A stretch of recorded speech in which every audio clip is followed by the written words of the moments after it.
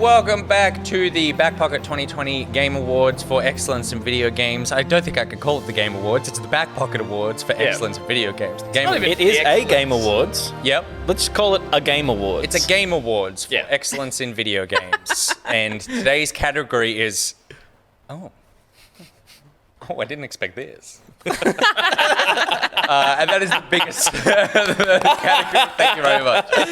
Bravo. Thank you very much. The Oscar goes.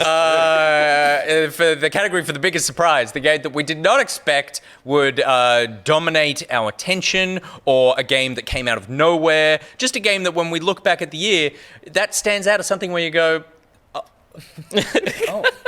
Doing I didn't expect this. So let's start it off with me. Sure. I didn't expect that. So my runner-up in this category is Microsoft Flight Simulator. Oh, okay. A game that I didn't expect. Not only that I would enjoy. That checks out. Yep. Good for this. Good for this category. Right for this a game that I didn't expect. I would enjoy. I didn't expect the world would jump onto Microsoft Flight Simulator in the way that it did. Yeah. I had played flight simulators before, and I was like, oh yeah, cool, whatever. But it's such a technical game. It is such a legit flight simulator in so many ways, and I think it's one of those testaments where you go. There's like a lesson in storytelling where the more specific a story, the more relatable it is. When you try to make a really broad story, it's actually difficult to relate to. But if you tell a really personal, specific story, even though most people in the world will not have experienced that, they can see the parallels in their life. And so the more specific, the better. For Flight Simulator, it's like the more technical and the more like true to just like, this is the only thing that this is, I think it's what made it accessible to people that just went, oh no, I get to fly a plane, as opposed to like trying to gamify it more like an Ace Combat or something, and be like, oh, there's like this game system that I need to get into, and that there are sort of not cheats, but like shortcuts to how flying a plane works, that the game gives me to help. This was legit like, pick a plane somewhere in the trash. That's kind of the conceit of most like hardcore simulators, though, right? Totally, to focus and double down on everything that makes it as true to life as possible, as just this thing. Like whether you're driving a tractor on a farm, or driving a truck across Europe. And that's why it transitioned so easily into parody territory of like, even desert bus. Like, you know, it's just a bus on a road or goat simulator kind of thing. Absolutely. How accurately can you be a goat? Yeah. So I was not expecting to enjoy that one, but the game that came out of nowhere, not just for me, but for the world, was Genshin Impact. So this was a game that dropped and people were like, wait, what the hell is this? Obviously, some people had been tracking it and seeing it coming, but it had been dismissed by a lot of people, including myself, as being a free-to-play gacha game that is just there to suck your money, that won't be particularly good. It's like cross-play on PC and mobile and console. It was originally kind of touted as like, looks like a Breath of the Wild. Sort of Totally, and all that stuff. It had that sense of just like, oh, you're just cashing in on this thing, whatever. Something. Totally. And then some good reviews started coming out for it. I jumped into it and I was like, holy shit, this game is so good. I played probably 20 hours of this game. I never put in a single dime. There's obviously all these mechanics you're seeing right here where you can like roll and get characters and whatever, but it was shockingly good for a game that had no right to be. It was supposed to be either a trash knockoff or a total money grab move, and it seemed to navigate both of those things and just be something that was really fun to play. I love the look of it. I thought the art style is fantastic. I was just going to say, like it positioned itself well. Like it's such a massive sprawling game, but the art style is like I mean, WoW kind of doesn't stand up now, but it did for a long time in being such a stylized look. Yep. This will still look good in 10 years. Totally. And the animation is like stylized again. It's really like floaty and breathy. It's going to be like Yeah, this game could exist for a very long time. We could be talking about Genshin Impact in a long time. Yeah, and a huge thing I heard about the surprise for a lot of people was the mechanics of the combat, the way you were combining elements, and there was depth to it that people were not expecting with this kind of game as well. 100%. So you have your party that like one character runs around, but you're actually like 4 characters buried inside this person, and then you rotate out between them, elemental powers that stack on top of each other and stuff. Like tons of stuff that it's stealing from Breath of the Wild, but like I say, go for it. Like steal that good stuff. The tombs, dungeons, whatever they were called, very entertaining, fun to play. Huge world, and then when I pick it up on my phone, it plays just as well. That's it the is biggest just surprise. a legit 100% just the full game. Yeah. And so total surprise for me. Did not see it coming. Really enjoyed my time with it. We'll get back into it at some point. But it's like this was just a true surprise in every sense of the word for me. So awesome. thoroughly enjoyable. Gus. Cool. So biggest surprise for me, my runner-up was BPM, which was bullets per minute. Per minute, which we looked at on the show briefly. Is that the So that's the kind of one? Yeah. Well, no, it's like the Quake shooter where you were doing it all the rhythm. It's a first-person shooter where you were moving around these sort of procedurally generated levels, and you were trying to do all your actions in time with a beat, whether it was shooting your gun, reloading, or possibly jumping and dashing. Just a real lovely surprise in terms of the aesthetic was wonderful. It was this kind of monotone but like overblown, hyper stylized look. The gameplay was just super satisfying, and then adding cool tunes to it that you were then doing things in time. It just always like hits you in that kind of like that deep down. You're like, oh, I'm doing this. I'm in the rhythm with it. It's like any of those actual music rhythm games does it, but to be doing it in a shooter was a really cool experience. And so that like came out of nowhere, and I've gone back into it numerous times for a limited time because maybe like more than 20 minutes with it, and you are like pulsing in real life, like your eyes and everything. It was just intense. So it is a very intense game, but like just a great concept that these developers just nailed. And yeah, it was a fun one to keep coming back to. Nice. So that was my runner-up. On a very different level, my biggest surprise this year was not so much an indie game, but Spiritfarer. Which another one I talked about earlier in the year, which was this adorable looking side-scrolling platformer where you were like, it was actually a management game, really. And everything about it surprised me. And not just that the gameplay was far more complex and the story was far more complex than the look of it gave on, but just that every part of it was sort of surprisingly satisfying. That you're playing this character who is managing these spirits who are joining you on a crew, but they are all, and I might forget this a little bit, they are all representatives of people that you met in your real life, in what I'm assuming is the human existence. So they are relatives to you and people you knew in your life, but it's kind of cryptic. And the more you talk to them, the more they deal with their real world issues. And you are kind of helping them deal with that before they can move on. And some of the stuff was incredibly deep and incredibly moving. And again, with this look, with the music, like that just helps amplify the emotional sort of input you have in it. Did you finish it? No, I'm about halfway through it, and I'm looking forward to maybe coming back to it over the holidays. And on top of all of that deep stuff is just a really lovely management mechanic where you're kicking a ball. You're sorting out your ship, you're collecting resources. I think I mentioned a big part of it that was really a surprising thing for me was that there's no fail mechanic. Yep. So it's really just a game that you just let lull and then you come back to, and then you go, right, I've got to remanage my resources and reconnect with all the characters. But it's nice to have that. No fail state just meant that it was calming and it was really enjoyable. And yeah, I was just definitely seems away. like one of the most unique and meaningful games to come out this year. Like, definitely. Really touched a lot of people's hearts, I think. And I just love the look of it.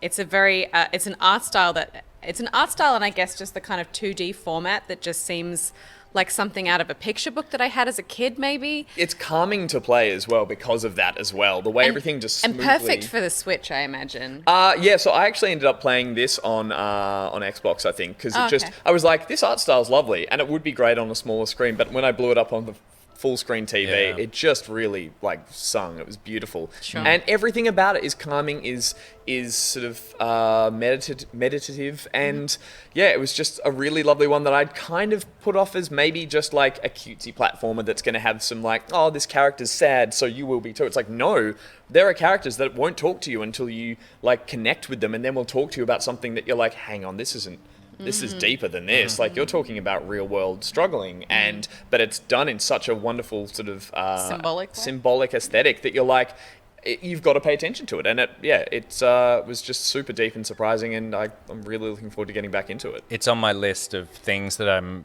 going to catch up next year or something on, so I'm looking forward. It's a good holiday game as well, I think, because it's, again, you can put it down in between all your commitments, and when you need to calm down from your family gatherings, you can go and deal with You this can go family. and deal with this dead family. Yeah, exactly. Yeah. But yeah, that is my most surprising game for the year. Cool. Nice. Steph, I have a runner-up, please. and it's Spellbreak. Because I was totally not expecting Spellbreak. It came out of nowhere. And it's a battle royale that I actually played and enjoyed, which is just crazy. I really enjoyed the art style. I felt like I had more to do in it than just die. Yep. And I think it was the first time that I kind of played a battle royale and really enjoyed that part before you have contact with other players, where you're just trying to find the best loadout. Totally. And so I loved the different combinations. You know, we talked about the sort of similar mechanic to Magicka, where you're kind of combining elements that create different combinations and playing around with how those work, and the kind of joy of finding a high level item that in an element that you like, and stuff like that. I really, really enjoyed that. And it was fun to play in groups of 3, and I just never thought I would ever enjoy a battle royale ever, but it's perfect. And that's such a good point about the pre-combat phase, because most of the time in a battle royale, if you're picking up a gun, it's like, oh, I either like this gun or I don't like this gun. Whereas this was like, okay, I'll pick this up, and now this means that my playstyle is I'm kind of like a fire tornado. But if I find this thing, well, maybe I can now be some sort of ice fire, whatever, and that will change like fundamentally the way, and you're kind of putting your build together before you get into that. Yeah, that's cool. That's and also nice. like, because you can also just depending on what other elements people in your team are doing, you can kind of work together to create weird lightning tornadoes, Totally, and stuff yeah. like that with them if you're kind of coordinated. Yeah, good It was game. nice. Good I game. really liked it. But my number one surprise was Immortals Fenyx Rising. Surprise in that it was so good, but also surprise in that I had no idea that it existed. I must have completely missed the announcement, or the sort of launch trailer and everything for it. No, you were like, where's Gods and Monsters? Yeah. That's the thing, right? It was like I don't even remember that. 2 years of Gods and Monsters since that announced trailer, and But it then was a pretty basic announced trailer as well. totally, Yeah. yeah. I must have And then just like erased it from my memory, or I just never saw it, or like, I don't know. But to me, I was so focused on the games that were being released this year, particularly since Ubisoft released a block of games in a really short space Watch of Dogs, time. Assassin's Creed, all All 3 open huge world. open world games. Really huge open world games all at once, and I was so like focused on Valhalla, and I was aware of Legion obviously coming, but so when this came out, I was like, what? So it took a while for me to kind of get my head around what it was, that it existed, and then once I was playing it, how much I really, really loved it. It felt really different to anything I've played in a really long time in its humor. I'm not usually attracted to this kind of like cartoony art style. I like hyper-realism a lot of the time, and but I just really loved it, and I really loved the combat, and I found the kind of mission structure to be really, really addictive.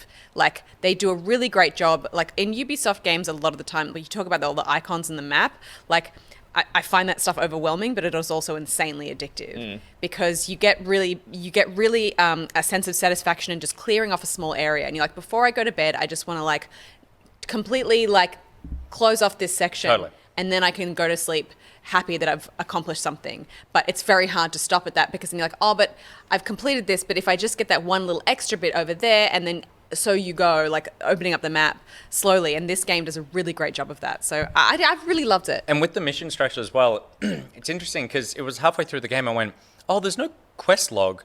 It's just the map with these main missions on there, and then some of these side missions. And there's actually not that many missions in the game. It's kind of like these big chunks of stuff, and a lot of the game is go explore the rest of it. So I never felt overwhelmed in terms of like it's very easy to get back to that main story. It's very easy to get back to just like the mission that you're doing. It's not like you're looking at this huge list of things and it's like, okay, I got to do all these side missions and whatever. It's just like, oh, I'll potter around the map until I'm ready, and then it'll take me 30 seconds to get back to the main part. Totally. When you compare it to something like Cyberpunk, which is like, I don't even know how to open my phone to bring up the journal to look at the 4,000 symbols that I don't understand. I didn't even realize that I got half of these. Totally, they just appeared in my log. Yeah. Even more relevant as a comparison, to have Assassin's Creed and have Legion sitting on kind of either side of this as games that can also be a bit overwhelming in the way that they do bombard you with what you need to be doing. It's really strange, but also, lovely to have this one sit in the middle and be like, here's a slightly more approachable one that just seems to feel nicer in the way it draws you through the world, and that's just refreshing in open worlds. I love the kind of the gliding feels really freeing, and it's a beautiful way to kind of get across the map while still incorporating the stamina mechanic into it. Yeah. And what I think Ubisoft does really well with its kind of mission structure is that it has its core story missions that feel different when you go and you do them. You've got the pearl that you roll into the ocean and all these kind of different things that are part of your main quest line. But then you start to have favorites that you will come back to in every area. Like I love the liar puzzles and all of those Vaults of Tartarus and stuff are really fun. So it's nice to come to a new area and then see a whole bunch of new icons, but then be like, okay, but there are the things that I know that I love to do. That's true. So I'm actually going to go and do those first, and then I'll do a story mission, and then I'll go see what that thing is. And it's nice to have that sense of growing fondness and familiarity. Yeah, familiarity, I think, with the map as you start to kind of become more confident with each of the sort of systems of it. I was worried I and the world would be burnt out on Breath of the Wild likes because Genshin Impact came out like a couple of months before this, and I was like, oh god, have I got my fill now? But thankfully I hadn't, and I'm a massive fan of Immortals. Cool. Peter Burns. Yeah. So my I don't have a runner-up in this. I expect everything, except this one thing. Because you make that calendar. Because you've always made that I've calendar. always made this week in games. Yeah. Just to clarify, Nick's reaction to surprise is, oh, Steph's was, what? We need to know, and Pete's was, not surprised. Yeah. I expect everything. I thought it was coming. But there was one thing that I didn't expect, and I've spent like, I played, and it was Gears of War Tactics is the game, but Gears Tactics. Gears Tactics, yeah. Gears of War is a series that I really enjoyed. The third-person shooters, they were really revolutionary at the time. They were ugly and gritty, but that first trilogy was something that like I spent a lot of time with on my Xbox with my cousin and found a love for. Despite everything. And then the series has obviously just like been kind of milked a bit, and in trying to make the series work, the standard series work, I feel like they didn't lose their way. They just found a way to keep telling that same story that I kind of just fell off the train. I don't think they're necessarily bad, but they just like I just lost interest. And then along came Gears Tactics, which is a little more back to vanilla. It's kind of like this is the start of like the encounter with the Locust and whatever. But the thing that really hooked me was the surprise in how effective this game was as an XCOM-like tactics game. And I've kind of avoided tactics games. I never really thought XCOM looked good. It always was just like really colorful and like aliens and blue blood and stuff. Yeah. And it was like this is generic alien combat stuff. And that's kind of it was a bit tongue in cheek when you played it, but like you wouldn't have known that just from on the outset as well. Totally. And I knew it had a sense of humor even in the animation of it. Was this free or Game Pass? It was Game Pass. Game Pass. Yeah. And right at the start of the year, Yeah. But with the skin of Gears, it was kind of like, this feels like the gritty kind of style of tactics game that I would be interested in playing. And yeah, I didn't finish it, but I played way more than I thought I would, particularly for like really a first stab at a tactics game. So it had heaps of polish as well, which really helped me get through. Like the camera jumping into that. You know, it's like the engine of Gears. Yeah, so it's totally. like this Yeah. beautiful engine. It's nice when because it gets very kind of monotonous when you're kind of stuck in an isometric view in a tactical game like this. So those kind of little punch-ins to the over-the-shoulder shots for the kills are really a nice touch. Yeah. But similarly, I find Gears, I'm not a fan of the series, and one of the things I don't really like is the art style, is the world building in it. I find it just really repetitive and generic and just not that interesting and just ruined cities. So what I really liked about this too was that change of perspective to pull you out of it and to look at everything from a top-down view. I found really refreshing, and it was like, and you're right, Pete, it's like, it's nice to have at least got the groundwork of what this world is, who these enemies and characters are, but now it's like, this should have been this from the start, in my opinion. Like, I mean, no, it like, wouldn't have worked without those, those first few. That's not necessarily games. true. This could have started as that. Gears is a great third-person shooter.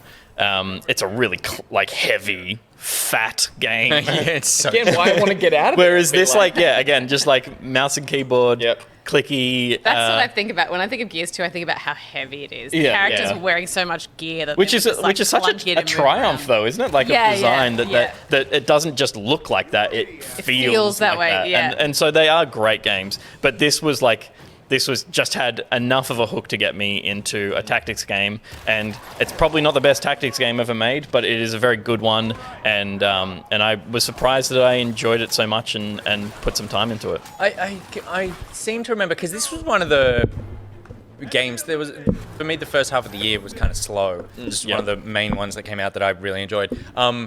And the difference it does with XCOM, I think, is that you have you have 3 action points, and that you could still move after you attack. And I think in XCOM you can't do that. I think that was the difference, and so therefore it added this extra layer of strategy of being able to move, attack, and then go hide somewhere else, as opposed to I think in XCOM from memory, it's you move somewhere, you attack, and then you're well, now I'm just You're stuck. Yeah. Which is that's a classic D&D style, yeah. a tabletop style thing of you've got X amount of action points, but if you start to, you can only do a move and an attack, or a move and a action. Yeah. Which leaves And you then vulnerable. it cancels. You move as much as you can, and then you do that, and you're done. But I think you can spend all your action points in this, no matter how you choose to spend them. Yeah. So- My final point I'll say is just talking about that perspective of being close and afar and heavy characters. I find the chunky, heavy nature of the characters terrible in third person because I hate the movement, I hate how they feel. But in following what I said before, I love the idea of these guys being figurines on a table. They work as little Warhammer heavy set guys that are disproportionate, and they'd work really great with a little stand and moving them around, and that's what this feels like. So that's why true. I like the idea of playing with them nice. like they are sort of Yeah. little figurines on a table. Yeah. It's, I think, because the Gears, lots of the Gears gameplay translates really well to this, in the same way as Hitman, when Hitman became Hitman Go. Yeah. Or the Lara Croft Yes. Go to Yeah. Lara Croft Go, where you go the same thing. Take these mechanics, put it in this isometric board game style thing, and they still work. Yeah. And that's cool. Good choice. I'd forgotten that Gears Tactics existed. Yeah. year. Did you, when I brought it up today, how did you feel? Did you have a reaction at all? I was like, oh my God. Oh, I didn't expect this. Because funnily enough, I was like, fuck, it's 3 a.m. Little call. And I was like, I knew this was coming. So that was Gears Tactics. Yours Immortals was Fenyx Rising. Immortals Fenyx Rising. Spiritfarer. Spiritfarer and Genshin Impact. What is your biggest surprise of 2020 video game wise? Let us know in the comments, and we'll be back with another award very soon.